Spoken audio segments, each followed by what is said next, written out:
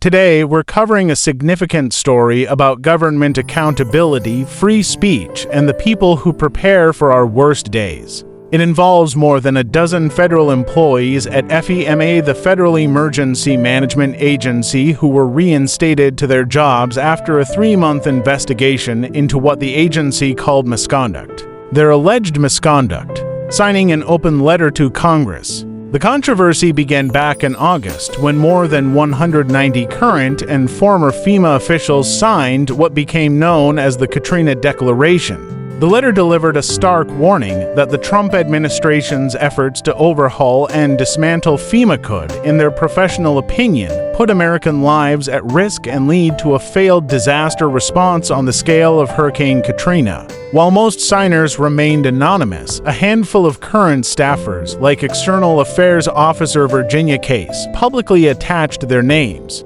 Within days, those employees were placed on paid administrative leave. The agency stated at the time that change is always hard, especially for those invested in the status quo. Formal misconduct investigations were launched in September.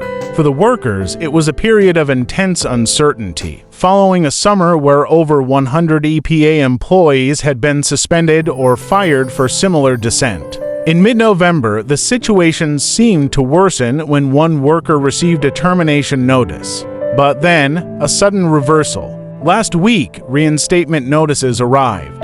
The investigations were closed. One email simply stated, "You are being removed from administrative leave."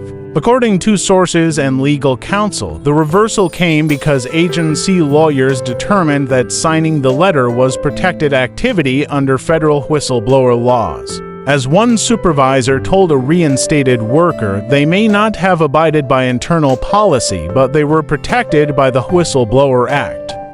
David Side, a lawyer representing some of the workers, called it important precedent, reaffirming that it is unlawful to retaliate against federal employees for publicly dissenting against agency policies. But returning to work doesn't mean the story is over. Many of the reinstated staffers, while relieved, remain cautious.